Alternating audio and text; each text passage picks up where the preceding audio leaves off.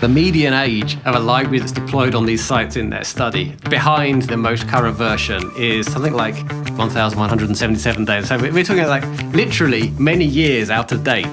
This whole sort of package manager coupled with continuous integration, continuous deployment is a wonderful, wonderful attack target. If you can get something in that delivery stream somewhere, then we're all set up to automatically put it in production for you. It would take us about 244 days, I think, if you actually wanted to read the terms of services for the major services that you use. You're never as anonymous as you think. Hi, I'm Guy Pojarny, CEO and co-founder of Sneak. And you're listening to The Secure Developer, a podcast about security for developers, covering security tools and practices you can and should adopt into your development workflow. The Secure Developer is brought to you by Heavybit, a program dedicated to helping startups take their developer products to market. For more information, visit heavybit.com. If you're interested in being a guest on this show, or if you would like to suggest a topic for us to discuss, find us on Twitter at TheSecureDev. Hello, everybody. Welcome back to The Secure Developer. Today we have Adrian Colyer with us. Adrian, welcome to the show. Thank you. Pleasure to be here. So it's great to have you, Adrian, here. And today we'll do a slightly different spin on what we do. Typically, we talk about kind of this intersection of security and development or developers. And today we're actually going to talk about sort of this intersection of secure development and security as a whole with science, with sort of paper, with research, with proper research. And that's because Adrian writes the morning paper. So Adrian, can you tell us a bit about, just give us some background about yourself and about the morning paper and what it is? Sure, of course, yes. So my background was technical. I did a number of CTO roles for many years. I guess most notably with a company called SpringSource that did something called the Spring Framework in and around the enterprise Java space. Little known. The little known framework. And sort of carried that journey on through VMware and sort of the formation of a company called Pivotal. And then sort of a couple of years into that journey, which is now 3-4 years ago, I left really to come back mostly to Europe, where I've always lived, but not always worked, at least not full-time, to see what was happening in the startup scene and lodged myself temporarily with a venture capital firm called Accel here based out of London. And it's 4 years on, I'm still there now. So that's a little bit about my sort of background. And then, the morning paper is, I guess, a habit I slipped into by accident. About 4 years ago, I was sitting on the train on my commute on the way into London with my fellow passengers looking at sort of the Times and the Telegraph and other newspapers that we have here in the UK. And I happened to be reading an academic paper that morning, and I thought, this is kind of fun. Everybody's reading their morning paper, and I tweeted the title of my paper with a little hashtag, #TheMorningPaper. And I'm not quite sure exactly how it happened, but I've done it every day since. So for it'll be 4 years this August that every weekday bar sort of Easter and Christmas breaks, etc. I have read a computer science research paper, typically in the morning, and then sort of written up my thoughts and posted it as a summary towards the end of the day. And so, wow, yeah, that's definitely. We're going to dig into that a little bit more about this unusual and quite impressive habit that you've developed there. I think today you and I prepped a little bit, a bunch of topics, mostly you, kind of some of the really interesting studies or papers that happened or that you posted and wrote about that dealt with security or secure development. So let's dig through some of those, and maybe at some point we'll come back a little bit to this like morning routine of yours. So, you write about a lot of papers, right? And they cover many topics that touch security, clearly a hot topic these days, including in the textile world. The first kind of area maybe to tackle is just things around security that are more sort of in the day-to-day. Like, we think oftentimes of these research papers as these, like far, theoretical issues. Yeah. Are there any of the papers that you've read that are interesting, that are sort of applicable, that people can absorb and use something in their day-to-day development jobs or security jobs? Yeah, there really are. And you're right, it's a really common misconception that kind of like there's a big gulf between work that might be done in academia and sort of practical day-to-day stuff. But I guess so my bias is to select papers that have some more immediate relevance to practitioners anyway. But, there really are bunch of papers that kind of open your eyes to what's going on and what's possible, things that to think about and maybe even to take practical steps. So thinking about this, we picked a paper to begin with called "Thou Shalt Not Depend on Me," which came from the NDSS conference in 2017, and it is by Lauinger et al. And it's something that everybody can relate to. It's really straightforward, and you hear the story and you go kind of like, oh, of course, yeah, it's not surprising, and yet is kind of sad at the same time. And so what the researchers did is they studied top websites, I think it's like 133,000 or so, and they split it between top Alexa websites, like the top 75,000, and also then sort of some random sampling from the .com, sort of long tail. So you've got a good mix of sites in there, pretty representative. And they simply look at kind of, well, what's being included on those sites, in particular JavaScript libraries. And then within that world of JavaScript libraries, as best they can, which is also sort of an interesting part of the paper because this is quite difficult, they try and figure out, well, these are the most popular JavaScript libraries, and they settle on like the top 72. Then they try and find out what they can about known vulnerabilities, exploits, etc. in those libraries, which turns out to be not that easy. Indeed. And they get good data on kind of 11 or so of the 72. And then they do an interesting analysis that just says, well, how many of these sites now, we've got a big corpus, how many of them have at least one vulnerable library? And so they start to analyze, like, how good are we at keeping up to date with libraries that we're including in our projects, particularly on the browser side, what's going on there, and sort of try to understand people's patterns and practices. And I guess the shocking but perhaps not surprising thing is a huge percentage of even very popular sites have known, vulnerable libraries included in their site. It doesn't mean they're all directly exploitable, of course, but they've all got some vulnerability in there. It's sort of 21% of the Alexa top 100 sites, to give you an idea. And as you grow out sort of to the full 75,000, we hit about 38%, which is pretty stunning. And what's interesting when they dig into this is, it's something to be aware of, but then there's a few extras, like sort of often it's not the libraries you've directly included, though it can be. And we can talk about that in a moment, but it's libraries that get indirectly included by something that you have pulled in. And out of that, the very worst culprits turned out to be all of the kind of ad trackers and analytics kind of libraries, etc., that have a really bad habit of pulling out of date things into your stack, and then you're kind of in a bad place. Super interesting, and I remember that piece, and it made some headlines, kind of it got to sort of the hacker news, the mainstream attention, because beyond the catchiness of the data bit, it's not always that you can sort of summarize the key finding of a research paper. Yes, exactly. It's very immediately understandable, isn't it? Yeah. So it's interesting. I think there's the insight itself, which is really interesting, and the secondary insight of the fact that they didn't pull it in. But I find it interesting, like this delta, like we oftentimes see, we do some of this ourselves, vendor-driven analysis, like bulk data analysis that comes down and does it. How do you differentiate, or how do you see the difference between like a research paper that comes out with this type of statement versus, some non-research or a vendor entity? Yeah, it's an interesting question. It's sort of clearly, a vendor could equally have done this particular piece of research just like the academic team could have done. I think there's always this air of plausibility that comes with the academic thing, or put it this way, if you want to flip it the other way, if a vendor does it, it's obvious they've got a vested interest. Yeah. So nobody is that surprised when the result comes out, and there's always an overtone of buy my tool. And whereas when it's a pure piece of academic research, you can just look at the data and you go, well, okay, that's so at least it sort of should be independently verifiable. It should be peer reviewed, etc. I can hopefully go and actually look at the data sets they use in many cases and verify this for myself. Yeah. And now you've got the question of, okay, what do I do about it? And that's where, of course, wouldn't it be wonderful if somebody had a tool that would tell you if you had out-of-date dependencies? And, surprise, surprise, here we are. But it is actually, and that's the other interesting side, I think, of this work for me, is that question about what do you do about it? Clearly, it says you really do need something that's keeping you on top of these dependencies. You can imagine what's going on in these larger companies. Somebody builds the site, it's done, it's deployed. Why would you go kind of back and touch this and tamper with it, etc.? So they also drill into the stats around that, and that's quite again not surprising, but it's quite a revealing picture. So the kind of the median age of a library that's deployed on these sites in their study behind the most current version is something like 1,200 odd days, 1,177 days. So we're talking like literally many years out of date is the median situation.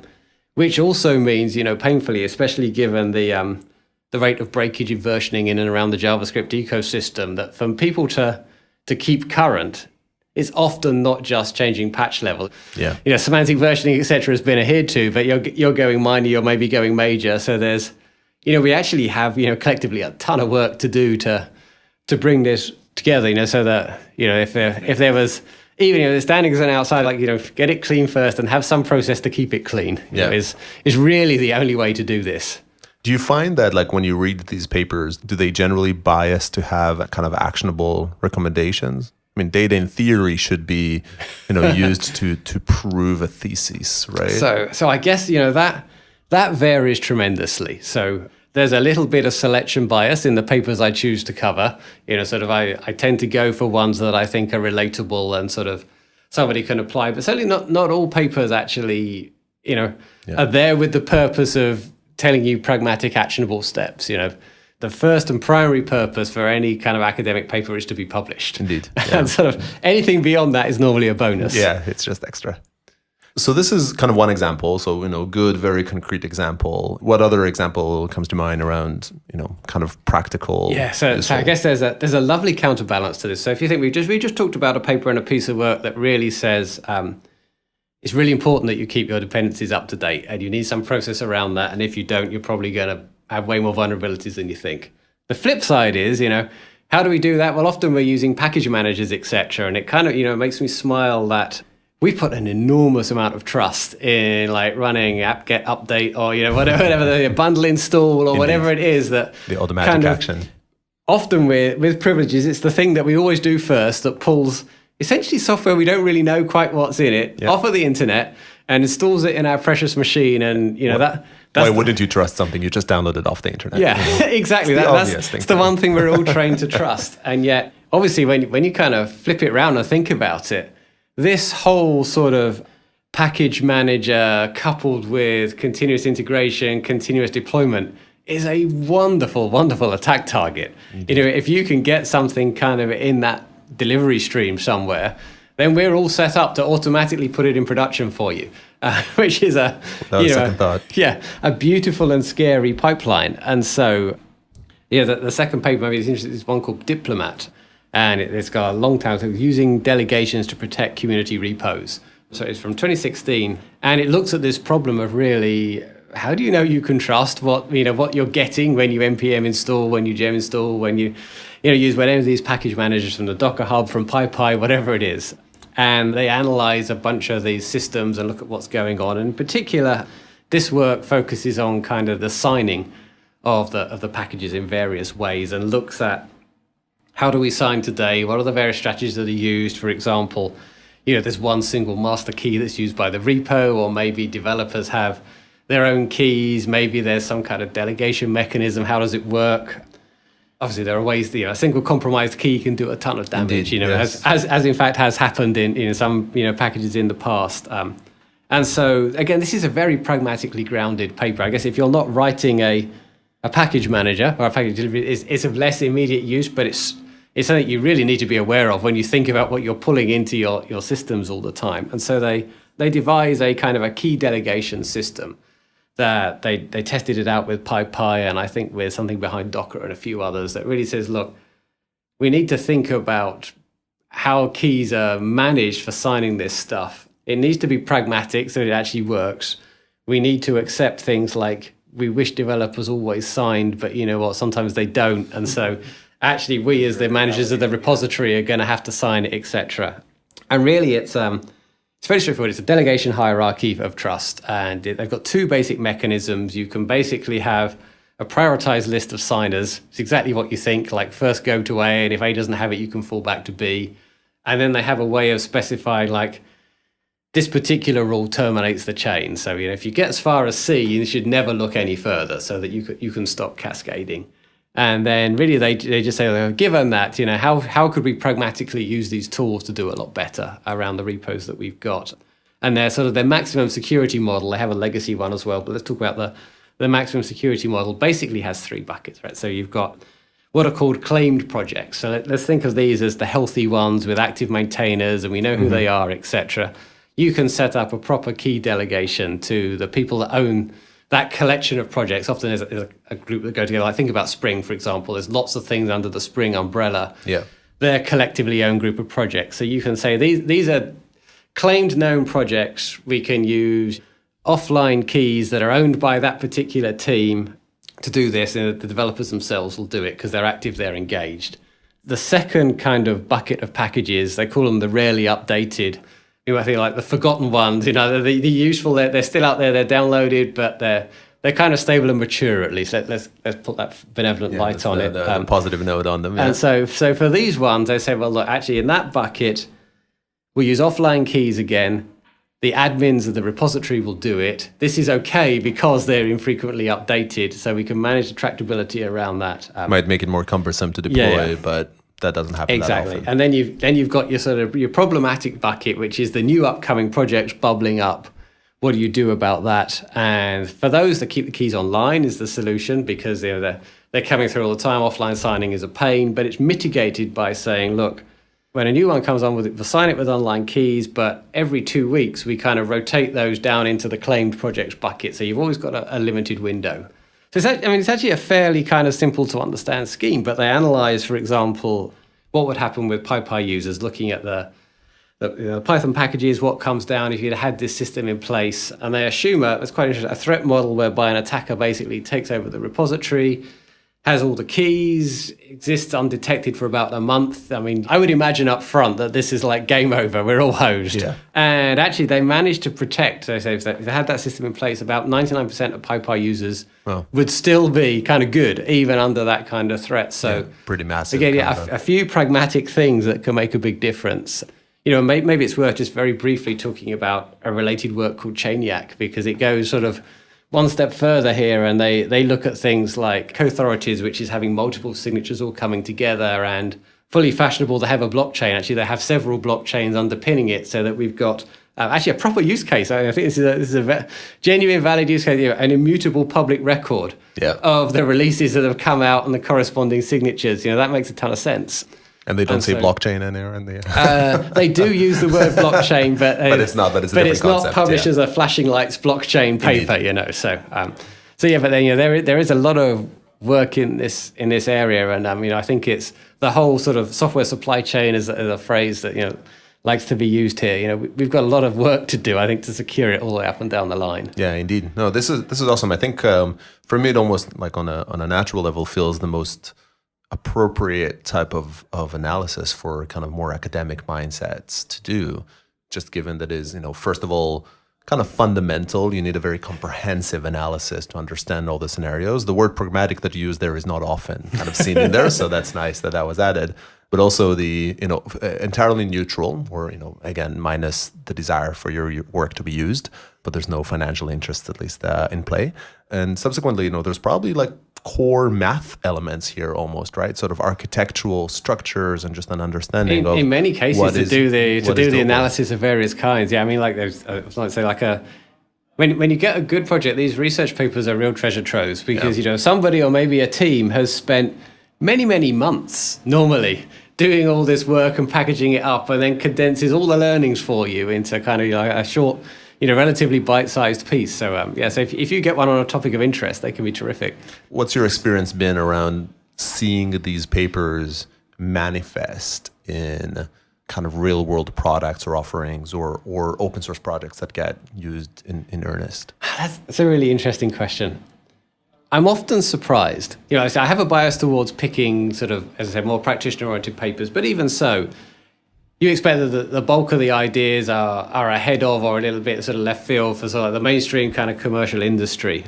But I do have sort of anecdotal data from sending out papers to a few thousand people now every day, to nearly 20,000 people. Yeah. To my surprise, that at least get the email. Really whether they open it, who knows? Yeah. But that's terrific. And reasonably often, two things happen. So one is I'll get feedback like, I never knew I needed this research, but it arrived at just the right moment, and it really helps with something I'm doing.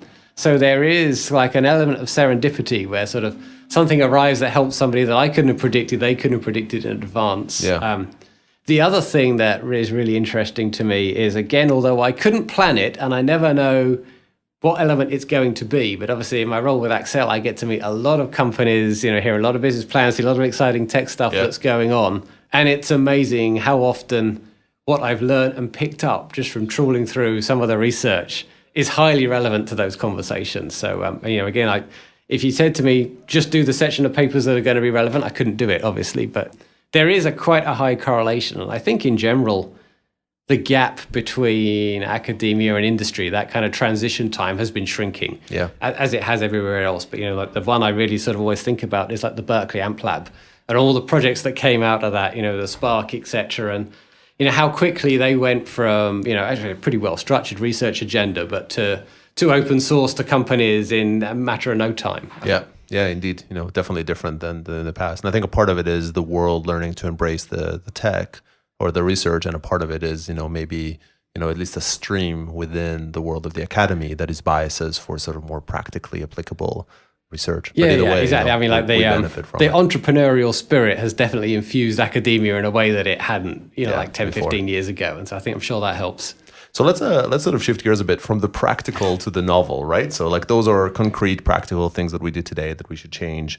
But sometimes, research is all about kind of breaking limits, right? Finding new avenues of thoughts. So in the world of security, what examples come to mind that have done something novel around kind of this security activity? This is kind of one of my favorite things actually in security papers is the sheer ingenuity of their researchers and the ways that they find to break things that leave you kind of like simultaneously with this, well, that is so cool feeling, and oh my God, that's terrifying. Sort of both things are true at the same time. And one of the papers that I came across that sort of caught the imagination of a few folks in that arena was called sort of when CSI meets public Wi-Fi, which is actually for an academic research paper, it's a very catchy title. It's a really good title, yeah. So that they did terrific there. And the CSI here actually stands for Channel State Information. And sort of the headline of the paper is sort of like, you're using your mobile phone, you're interacting with, some service that requires you to enter a PIN in order to, for example, validate a payment, something like that. And simply by the way that your hand moves across the surface of your phone when you're tapping in the PIN, the researchers are able to infer what your PIN is with surprisingly high accuracy. I think it's like 60-70% success rate. And they're recovering 6-digit PINs in one test for the Alipay service. And they give like a stack ranking of the PIN could be this. And, number one result is what the PIN actually is. And if you looked at their top 3, top 5 scores, obviously they're doing pretty well. So this is really quite stunning. And it's kind of like, okay, how the hell does this work? And it's like super ingenious. So the setting is classic coffee shop kind of setting. And you're sat at the table working, and the attacker needs to be relatively close, sort of another table within the coffee shop, a few meters, something like that. And it begins with the old chestnut of let's set up a rogue kind of access point. So we should all know about those rogue access points. Indeed. But we still fall for them, but yeah. We still fall for them. So it's a rogue access point. So now you don't have to decrypt your traffic, though. So it turns out that you can figure out when somebody's about to go to one of these payment services, because you've got to time the attack just right, simply by looking at the IP address. They often use different IP addresses for the payment part of the service, because they just look for traffic going to that for IP security, address. Actually, like they use the other services for security purposes. Doesn't this happen so many times? Yeah. So different address. They're relatively stable, like a couple of weeks or so. So like I'm an attacker. I use the site. I go to that service. I use some kind of traffic sniffer. See the IP address. Great, got it. When my victim in the coffee shop now goes to that IP address, what I start doing is sending a high rate of ICMP echo requests. And they'll bounce back little replies, about 800 a second, which sounds a lot, but actually the bandwidth requirement is such that nobody's going to notice this. This is completely surreptitious. And what happens is, in the network interface card, many of them will also freely make available to you what's called this channel state information. So sort of your Wi-Fi can go over a number of different channels. Yeah. And the strength of the channels is based on sort of the constructive and destructive interference, all sorts of things that goes on. So you can imagine in the phone, your hands are around the phone and moving across it. Yeah. That's enough to interfere with these different channels, which is detectable in this CSI information inside the network card. And it turns out you can run a classifier on that. And in the paper, there are little pictures of the waveforms, and they're very identifiable.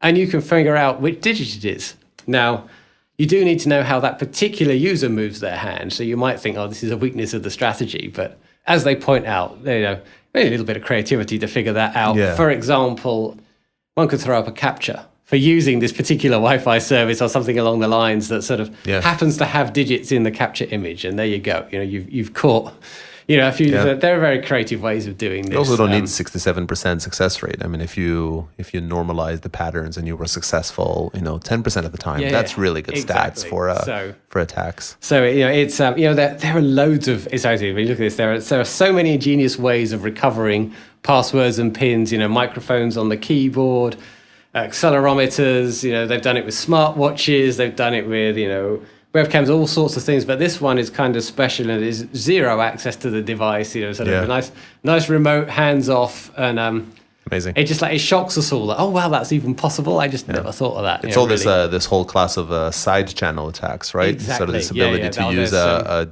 generally a seemingly benign channel that you think would have nothing to do with it, and still reconstruct it. This is a little bit off piece, but since you reminded me of that, there was a piece of work called Clock Screw along that lines that also really kind of caught my imagination, which looks at the DVPR, the kind of the power management for the chip, where to save your battery, you can downscale it a little bit, you can reduce the power, you can reduce the frequency, etc. Or you can, of course, increase it back again. And it turns out there aren't good enough safeguards around that, and it's open. And so you can push the thing into overclocking to cause occasional bit flips. And then there's this whole other wonderful story that, and again, it doesn't seem intuitive, but the way this feels, it's just incredible. If you can flip one single bit, you're basically kind of hosed, it turns out, really. And the way I kind of intuitively came to understand that is, think about at the core something like the factoring of prime numbers or something that fundamental that sits right behind all of this. And imagine if you could just change one bit at the appropriate time, the odds are you've got a much more factorable number, for example. And so there are, it's just an example. It's not exactly how it all works, but there are many little things like that where you time the bit flip such that all the guarantees you thought you had, break and disappeared on it. Some of these side channel things are just incredible. Yeah. Okay, so that's fascinating, alarming, but fascinating. Yes, Give us another example of an interesting... So another one I kind of picked when we were thinking about this.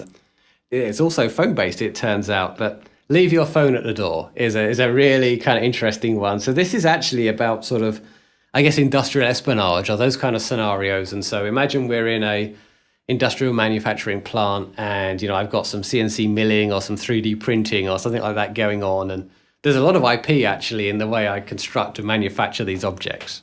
And so if you're physically in the plant and you're near enough the machine, and I can either figure out a way to plant some kind of malware on your phone, or if that's too much hassle, I just call you up and you're happy to talk to me in the vicinity of the machine, then I can use the phone's microphone, or if I've actually got the phone, I can use the magnetometer as well. And these machines give off characteristic noises depending on the angle of the head, so depending on what they're printing, and sort of when they move kind of, for example, vertically up and down, you can imagine a characteristic sort of whine noise. I can sort of hear what it might be like in my head. Those are also fingerprintable, it turns out. I mean, it could be done reliably enough to be in the background of a phone call. And so you can actually, again, the paper has some pretty amazing examples of a particular shape being printed out and, reconstructing after the fact. Here's the shape that I think you printed. And again, they're relatively simple shapes in the work, but the fact that it's possible at all is actually, the astonishing thing, and hence again, the kind of the fun title in the paper of really, I guess, one of the takeaway lessons here is, as we all know, these phones are amazing kind of spying devices. Indeed. Packed with sensors and all sorts of things. And people have the most creative ways of getting information out of them. And so really, just another example of what can be done. And information you provide can and will be used against you, right? Exactly, yes. In those elements. Yeah. Wow. Okay, yeah, and theirs is, I know we had a challenge here because there's just so many creative. I guess that's really where the minds kind of go wild a little bit when kind of researchers can just sort of explore different paths. Yes. So this is, we've only mentioned a handful of these, but these are, you collect this, ridiculous number of papers, right? That you read, which I assume you read more of those, and then you write and you summarize. I mean, how do you do it? How much time does it take? What are your sources? Yeah, some of the most frequently asked questions. So I guess sort of really short on how long does it take, which is the most favorite question. It probably takes me between 2 and 3 hours on average to kind of read the paper, think about it, write it up, and then, especially if I took into account then the the time to actually turn it into a blog post and an email newsletter and a couple of tweets that go, the whole packaging it up and pushing it out. So it probably is closer to 3 hours a post. I try not to add up the total time too often, but it's somewhere on that order. In general, I read the paper in the morning. If I'm commuting in or something, I use the commute time to do it. But otherwise, if I'm just at home, I'll sort of read it in the morning. I sort of like to let it mull around in the back of my mind. I mark it up quite heavily as I read it. And then later on, I'll just come. It's just one take, because if you're doing one every day, you haven't got time to be too precious about it. So I think that discipline actually helps. You just got to do it. Just go start writing. And I'll kind of outline the piece, my key thoughts. I'll try and figure out what's the story I really want to tell around this, and then get to it. So that's kind of the basics of the process. Paper selection, something that I guess I've honed it over the years, but people say, where do you find the interesting papers? And there's a number of ways of doing it. When you're just getting started, there are actually quite a few good just lists of papers out on the internet. You'll get through that fairly quickly, but for sort of like seed material in a topic area, that's great. Then you might look at recommended reading lists for university courses, etc., which will help you find some of the classic sort of test of time papers that give you a solid background. And then the other thing that I guess has become the bedrock of my personal routine is you get to know both research groups and conferences that regularly publish work you like. Yeah. And so I actually have a calendar with the main conferences I follow all marked on it. I know when they are in the year. I know right now is the time to go look at their proceedings and I'll work through and do a first pass through the abstracts. So these ones might be interesting. Then I'll do the quick read, and then I'll have the final selection. And that is kind of like the cornerstone now of my year. I probably have about 20 odd conferences that I regularly follow. Plus, sort of the pressure, I suppose, in a sense of you've got to come up with one every day. Yeah. I'm always on the lookout for an interesting paper. And so, sort of anywhere I see it, Twitter, newsfeeds, whatever, I stash them all away, and then, I work through that backlog. So explore it. Do you, at this point, do you get a lot of papers sent to you? I get some, and it's always very gratefully received. If anyone's listening and wants to send me a paper, those are always very, very welcome. I do get a few, sometimes from researchers saying, hey, we just published this work, I think you might find it interesting. Sometimes from researchers pointing out someone else's work, which is always lovely, saying, hey, I saw this thing, I think it is really good. Sometimes from practitioners, so they do come in, but it's still a minority sourcing avenue for me. Yeah. Got it.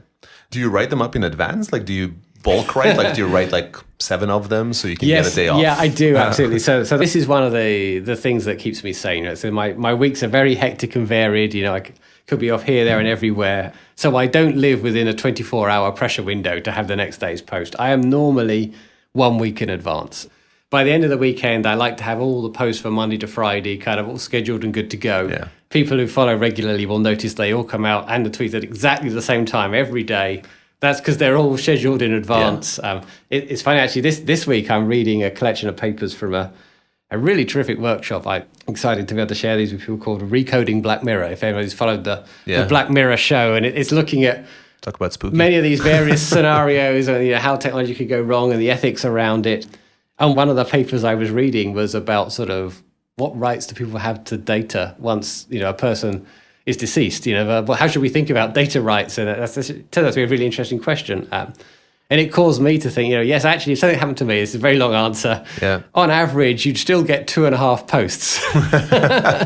So, fingers crossed this won't happen, but you're good for at least 2.5 days if it does, take care on average. Fascinating. So, and I think we'll probably share a bunch of these links, also a bunch of the stories that we don't have time to talk about today, of course, in sort of the notes of this podcast, because there's so many of them.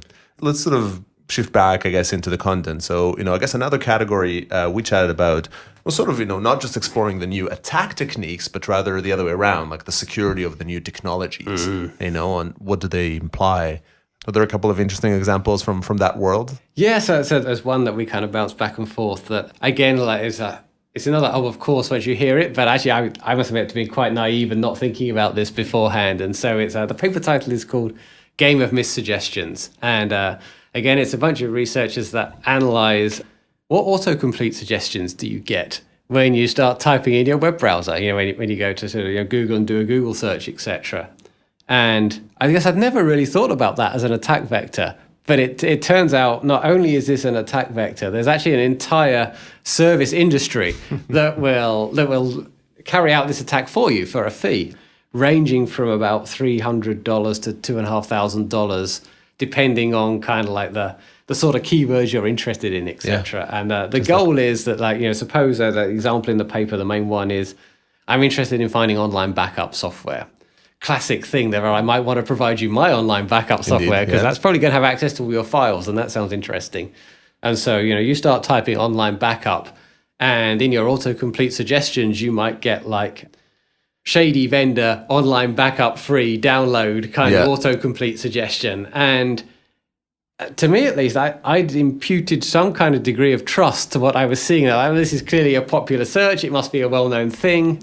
That turns out it's completely unwarranted due to these services that even with Google, etc., are very effective. And so they analyze this whole ecosystem, which turns out to be making about $500,000 a week for some of the more popular kind of manipulation services, or I think as it's called, online reputation management services. That's the phrase they might like to use. And really what they do is dead straightforward. You say, like, this is the search terms I'm interested in. This is the little phrase I want to pop up. And they'll go and they'll use armies of sort of crowdsourced workers and other things to just drive a high volume of search requests using those keywords and it must appear somewhere in the results to then click on the appropriate link and to do this over and over and over again. And it turns out in the experiments that after some period of elapsed time, which can be up to a month, but in the grand scheme isn't that long, you can seriously game this and get your preferred phrase right up near the top of the results. And it can stay there then for 1 to 3 months as well. So it's actually a pretty effective mechanism. Yeah, that's pretty good. People pay kind of good money for advertisements that are placed in that. Exactly, better. Actually, the way they uncover how this is going is also kind of cool. So it's worth a short digression. Many people will have heard of this thing called word2vec that lets you kind of take a word and turn it into a sort of a vector representation that somehow embodies its meaning. And so what they looked at is if the autocomplete suggestions are kind of genuine, they probably ought to be fairly similar in space to true search results that you would get if you actually completed the search. And so they do this kind of word2vec, and then they look at the distance in the vector space, and they find that indeed actually the ones that have been manipulated are like sort of about arbitrary scale, but about 0.7 distance. Yeah, 0.7 distance, and the ones that are genuine are 0.5, something of that order. Yeah. There's a real gap anyway. And these word2vec techniques can uncover it by looking at the similarity. Yeah. Which will probably imply that Google might employ these to identify those components, and then the attackers would find a different way to sort of improve it. It's a never-ending arms race. Yeah, it's amazing sort of that every sort of surface you expose, somebody will find a creative way to try and manipulate it to their end. Yeah. And that the attacks can scale to a magnitude where, like, you think of Google as this sort of volume and size that can no longer be affected by kind of a that is the incredible entity. thing, isn't it? But I guess if you're targeting sort of niche enough areas, you can game the system. It turns out, that's amazing. It's interesting, I guess, in many ways, right? One is the identification of it, the pattern itself, scary. A little, trust those recommendations less. The attack on Google in that scale, but also the attack on like machine learning data, right? This is kind of a new methodology that we're also embracing, and shows how if you can kind of manipulate or poison the data, precisely. You can poison the results. That's a whole other area. Kind of, we probably haven't got time to drill into, but there's some great work on that. Sort of as you say, if you can influence the training data or the training time in a model, etc. They're learning machines, and they will learn what you tell them. You can teach them something wrong. You can absolutely bias what comes out of those systems if you're feeling malevolent. So I think we have time for one more. Let's dig into one more kind of interesting, security of a new frontier. Okay, so my absolute favorite that I've recently read, and it's like science fiction to me, this particular one, and it's called Securing Wireless Neurostimulators is the paper title. And if you're not familiar with a neurostimulator, it's a medical device called an IMD, an implantable medical device that you often sort of have parts of it in your chest or somewhere around there, and it's directly wired to your brain. So already this sounds like, this is kind of interesting.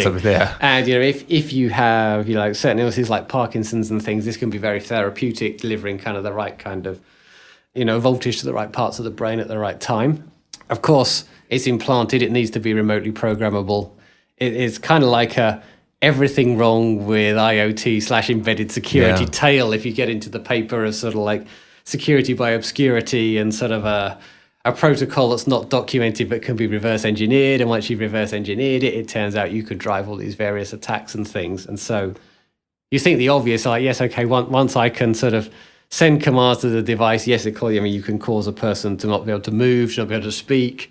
Maybe you can do permanent brain damage. Of course, you could probably kill someone. And I hope these devices have safety guards, but given all the other things I know, who knows? And those might be overridable if you. They might be overridable. So there's that. But the thing that really there were two things about this paper that like made me kind of just go wow. So one of them was well, what if you're not actually trying to change the signal? You're just trying to actually use it to get signal from the person's brain.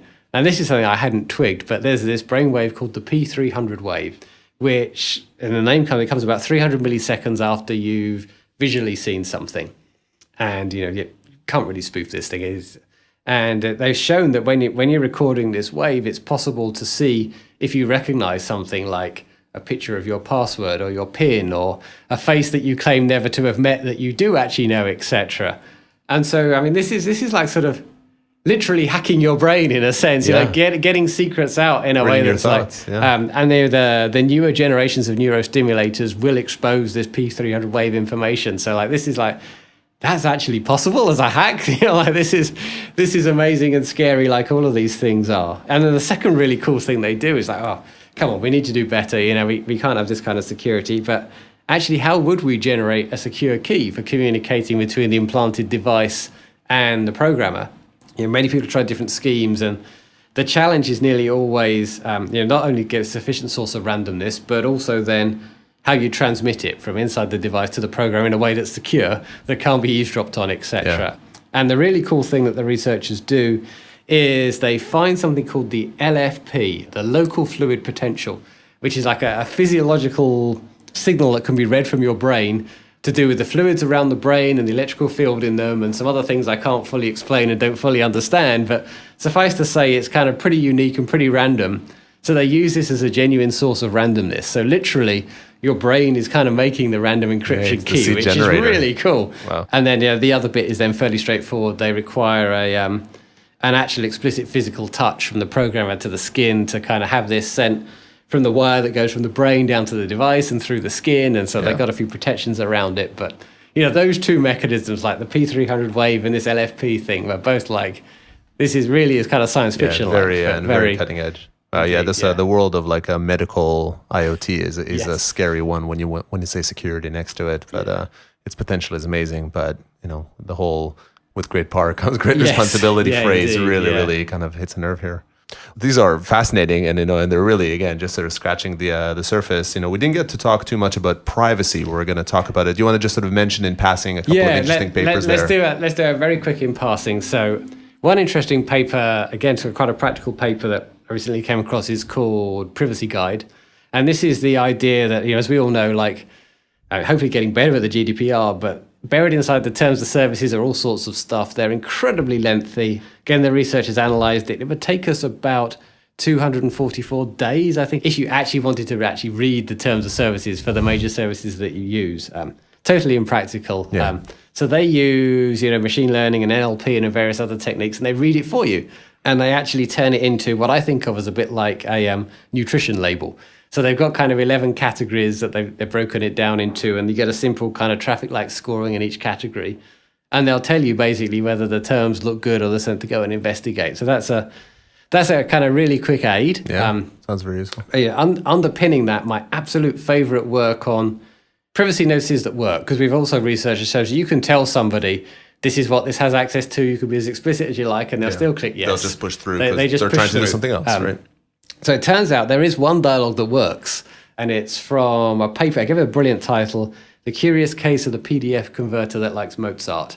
So it's a PDF converter app, and as you can imagine, it's downloading and looking at your music and all sorts of stuff it shouldn't really need to do.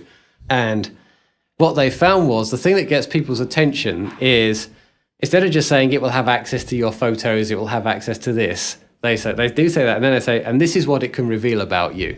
And they take some examples of information that could be inferred, like these are the faces of the top 5 people you communicate most with, or, we can figure out that you like X and you frequently shop here, and giving these insights of the gleanable from the data actually works. And it could be like, oh, hang on, I don't want that. Maybe I get this impact of what it actually means to reveal that information, because I just don't think people have a good intuition about how much could be learned from fairly scarce data. Let me finish with one last kind of amazing to me tale, which ties into privacy and the GDPR and sort of this discussion we're having around anonymization and pseudonymity. God, it's a hard word to say. It's kind of like it's anonymous, but it isn't really. And sort of to be declared fully anonymous, I think that the wording is something like it must be impossible to reverse engineer, which if you kind of read around a bit, like that's also an arms race. And I guess the paper that brought home to me how clever people are at re-identifying from data is called Building Trajectory Out of Ash, something very close to that. Trajectory recovery from ash? Trajectory recovery from ash, there you go. And very shortly, maybe I'll leave this as a mental exercise so we think out how it's done. Here's the setup. You have aggregate data from cell towers. It's a time series. And so what you have is cell tower, name/number, identifier, whatever it is, and count of the number of devices communicating with / attached to that cell tower at this point in time. And you just got that data for all your cell towers and the device counts. And you would think that would be safe to release for kind of analysis and research, etc. And in this paper, the researchers show kind of step by step, and you work through it and you go like, oh, no. They can uniquely identify all the individual users' trajectories from this aggregate data.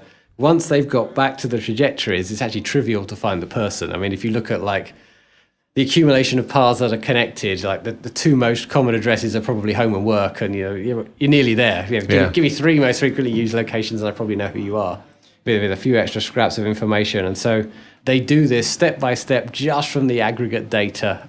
It's super clever, and it's really ingenious. And the essence of the idea is this: if you imagine two cell tower locations, or maybe let's three. Let's make them in a straight line, so I could walk from A to B to C. And if there are sort of 5 people at each of them at time 1, and at time 2 there are sort of 6 in the leftmost, let's say, and 4 in the center and 5 on the right, your most likely guess is that somebody walked from the central tower to the one on the left, if I've kept my analogy right. And you can do this and look at like essentially solving a big optimization problem, like what's the least cost movement that could cause this, with some other heuristics about time of day and whether people are likely to move or not, and if you're going at a certain velocity, you're likely to keep going, and it works. And you can solve this set of constraints and outfalls highly reliable trajectories for people. So you're never as anonymous as you think is really the lesson. You're never anonymous, and never as safe really, like in all these side channels. Wow. Yeah. So these are scary items. I guess I'll kind of remind the everybody kind of reading these is that oftentimes there's some recommendation element here, right? So like we go in, one aspect of it is to sort of highlight the concern, but another more important thing is and I think in practically everything, again, you probably have that bias in selecting them, is some concrete suggestions, advice. Sometimes advice to you as a consumer of these things, and sometimes advice to sort of the future creators of these types of entities, which is us, right? That's the tech industry, that's sort of the development industry, or the developers in that element that can build things right? Learn from those and build them correctly. So Adrian, before you entirely kind of disappear on us here, I have a question I like to ask every guest, which is, if you had one kind of security related, advice or pet peeve that you like to sort of share, what would that be? It's a great question. I guess I've nominally had the half an hour I have along this conversation to think about it, but it's mostly been in the back of my mind. Maybe the thing I would say is, the more of this you read and you understand, so like just to reinforce the impossibility of first coming up with a design and then bolting on security after the fact. I think, really security is an integral part of the design and everything else that follows. And that's the way that you need to be thinking about it. And a lot of the right things will fall out with that approach. So perhaps my pet peeve is kind of the bolt-on security / security by obliviousness / kind of like, we didn't really think about it, but we'll probably get away with it, which in today's kind of highly networked world and with some of the things that are becoming connected, as we've talked about, it's just not responsible anymore to have that approach. Cool. Well, yeah, that's a really good tip. Good advice.